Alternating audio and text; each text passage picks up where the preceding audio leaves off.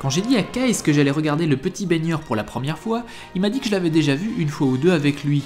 Ce qui m'a paru bizarre, mais pas illogique, parce qu'après visionnage, il est clair que j'aurais voulu tout oublier de ce truc. Et voyons voir pourquoi.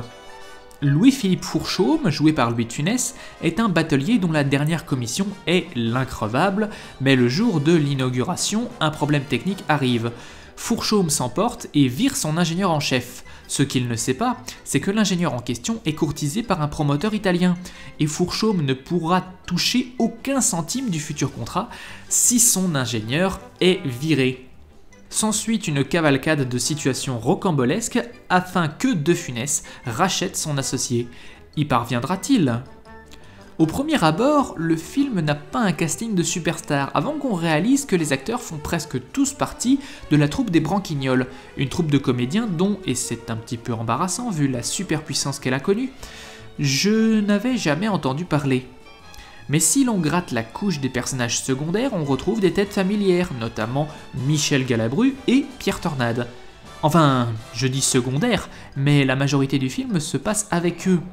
Les deux supposés protagonistes, l'ingénieur Castagnier joué par Robert Derry, fondateur des Branquignoles et réalisateur du film, et le promoteur Cacciaperotti, joué par Franco Fabrizi, semblent tous deux un petit peu effacés du scénario.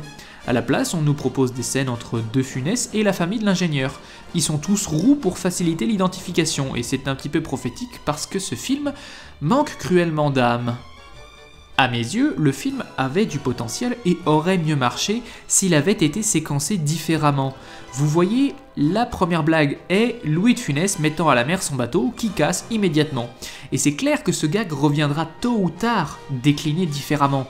Le problème, c'est qu'il ne revient qu'une fois, à la fin, alors que l'intercaler 5 ou 6 fois de manière différente à la façon, je sais pas, d'un Bip Bip et Coyote, aurait été scénaristiquement plus efficace. Ça aurait conditionné l'action en De Funès renvoie Castagnier, pour une raison X ou Y, le promoteur surenchérit, De Funès doit faire des courbettes, Castagnier resigne, le bateau merde encore.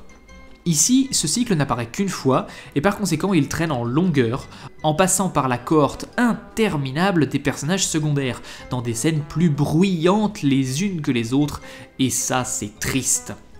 La première scène bruyante, pourtant, était presque réussie, c'est la scène de la messe où tout se brise, et elle est très amusante, juste un tantinet trop longue, mais elle est bien foutue. Après, ça hurle, ça crie, c'est insupportable. Le dénouement est une scène de 10 minutes où tous les personnages se crient « Fais ça, j'entends pas !» C'est vraiment le comble de la surenchère, et vu à quel point c'est bruyant, c'est pas tout à fait étonnant que ce soit une coproduction italienne. Toute cette cacophonie sert peut-être à masquer qu'aucun personnage n'est vraiment profond. Ils sont tous monochromes, à tel point qu'on en vient à confondre les roues entre eux. Mais le pire de tous, c'est le personnage de la femme de De Funès, c'est la définition parfaite de la potiche gourdasse. Déjà à l'époque c'était inacceptable, alors imaginez maintenant. En définitive, et à l'heure où j'écris ces lignes, Le Petit Baigneur est le pire film de De Funès que j'ai jamais vu. Le peu de potentiel qu'il avait s'écrase au sol en moins de 20 minutes, ce qui rend l'expérience très douloureuse. Les blagues sont ratées, les personnages creux, bref, tout comme l'increvable. Laissons ce film couler.